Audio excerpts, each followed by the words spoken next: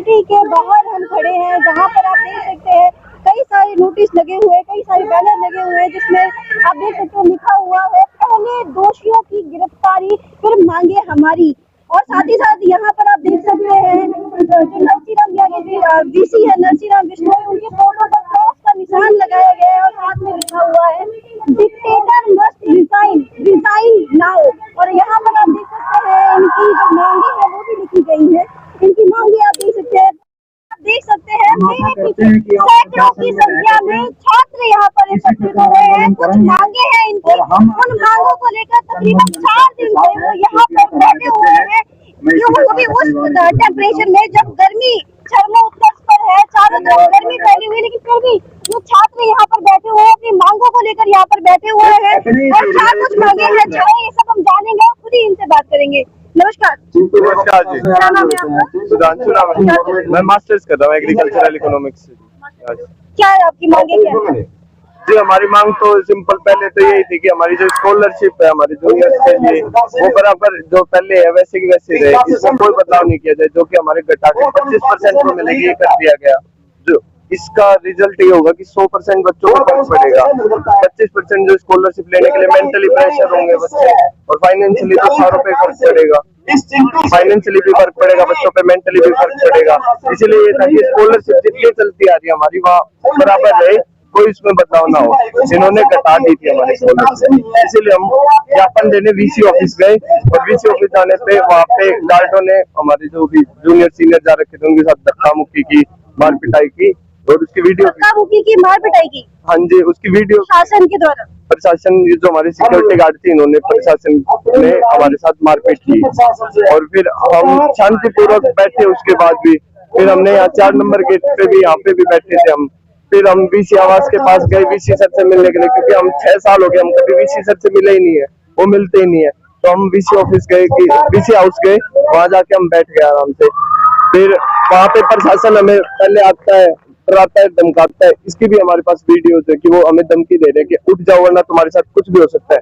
डराया धमकाया जा रहा है आप लोगों को? हाँ जी, वहाँ पे फिर सभी गार्डों के नेम प्लेट हटा दिए गए और वीसी की गाड़ियां आई वैसे ही लाइट काट दी गई। फिर गाड़ी हमारे ऊपर से चढ़ाई वीसी सर ने और वहाँ पे जो हमारे गार्ड और प्रोफेसर थे उन्होंने पुलिस वाले डंडे उठाए और बच्चों पे हमला शुरू कर दिया, जिसमें कई बच्चों को चोट आई, 9 टाके तक आए हैं मैम, बहुत बुरी तरीके से मारा गया। आपके पास आप जब वीडियो देखोगे उसकी तो आपको पता चलेगा ऐसा किया उन्होंने। और फिर बच्चे एकदम से सिविल हॉस्पिटल लेके गए और फिर सारे पुलिस प्रशासन वहां खड़ी होकर तमाशा देखती रही, कोई वो एक्शन नहीं कर रही थी। उसके पास जाके बच्चे हाथ जोड़ रहे थे कि बचाओ हमें बचाओ, तो बोलते हम क्या बचाएं, तुम्हारी और गार्डों की लड़ाई है। और उन्होंने डंडे उड़ दे दिए वहां पे, जो पुलिस वाले डंडे है वो प्रोफेसर के पास कहाँ से आएंगे जी।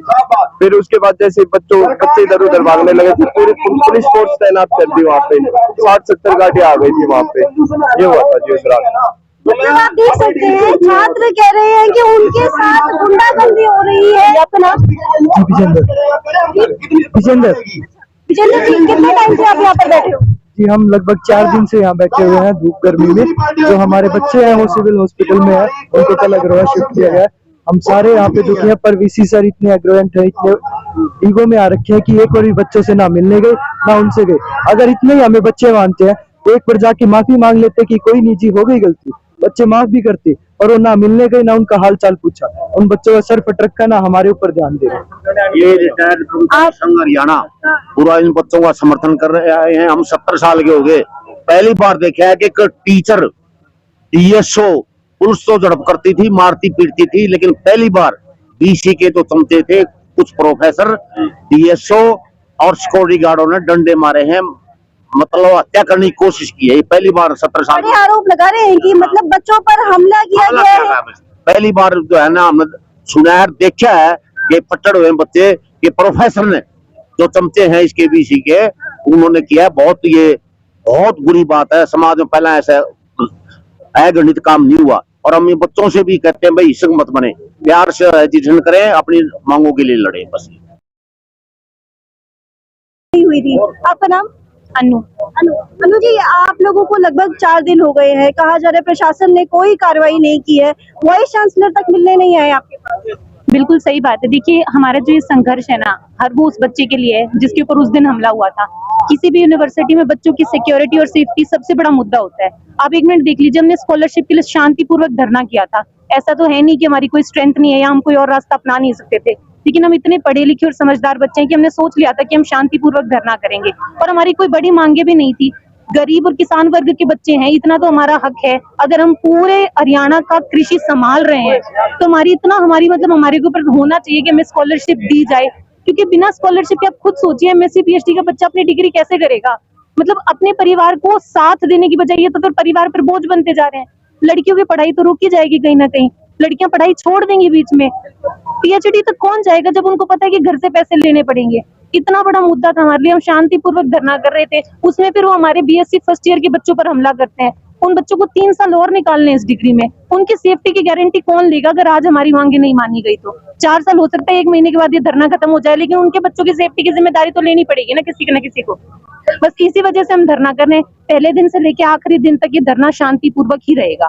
बस हमारी मांगे पूरी करें और हम यहाँ से उठ जाएंगे। आपका नाम? मेरा अंकुश है मैम। अच्छा, आप गिरफ्तारी की बात कर रहे हो, किसकी गिरफ्तारी की बात कर रहे हो? गिरफ्तारी है मैम, एक तो जो प्रोफेसर है, जो बावड़ के प्रोफेसर है डॉक्टर राधेश्याम, जिन्होंने बच्चों के ऊपर लाठी चलाई है मैम, और एक रजिस्ट्रार सर की गिरफ्तारी मैम। हाँ जी मैम। रजिस्ट्रार सर की भी गिरफ्तारी नहीं, रेजिग्नेशन मांग रहे हैं मैम। रेजिग्नेशन मांग रहे हैं। यहाँ पे जो हमारी यूनिवर्सिटी है ना मैम, एचयू, जो ये जानी जाती है सीनियरिटी जूनियरिटी से। यूनिवर्सिटी हरियाणा में बहुत सारी है, लेकिन सीनियरिटी जूनियरिटी का कल्चर कहीं पर भी नहीं है।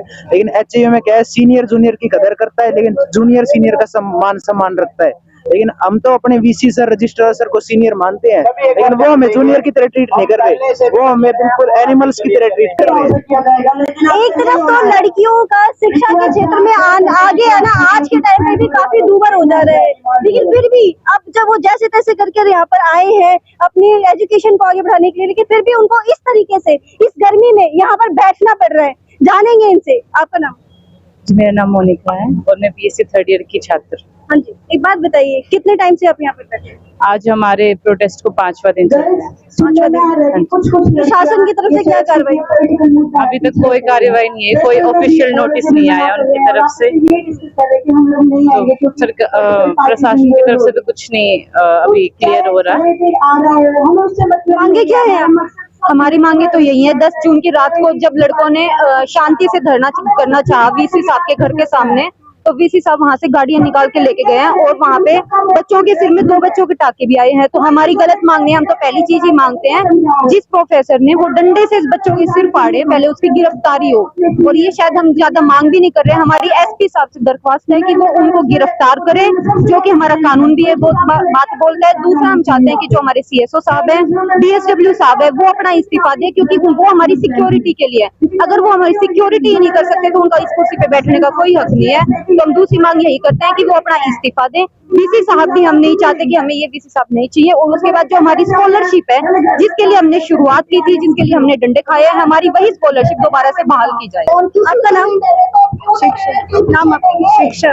शिक्षा। कितने टाइम से आप यहाँ पर? 3-4 दिनों से। 3-4 दिन हो गए हैं। प्रशासन की तरफ से कोई कार्रवाई? अभी तो कोई कार्रवाई नहीं हुई है। कोई कार्रवाई नहीं है। फीस कितनी बढ़ी है? छात्रवृत्ति क्या मतलब कितना बढ़ गया है फीस स्ट्रक्चर? फीस बढ़ गई है, स्कॉलरशिप कम कर दी गई है। 25% बच्चों को स्कॉलरशिप मिल रही है, जबकि पहले ज्यादा बच्चों को मिलती थी स्कॉलरशिप। यही बात है। पहले फीस कितनी थी? हमारी जो फीस है वो 2022-23 से अकॉर्डिंग में अभी 16% बढ़ चुकी है।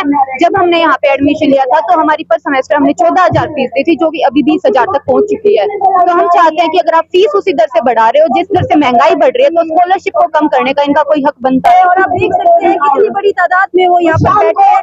गर्मी लगभग 46 डिग्री के आसपास बढ़ती ही जा रही है, लेकिन आप देख सकते हैं ये जो छात्र है इनके अंदर जोश की कमी किसी भी हद तक आपको देखने को नहीं मिल रही है। लगातार आपको हम अपडेट दे रहे हैं, आप भी जुड़े हैं और अपनी राय जरूर दें कमेंट बॉक्स में कि आप इस धरने प्रदर्शन पर क्या राय रखते हैं। चलिए।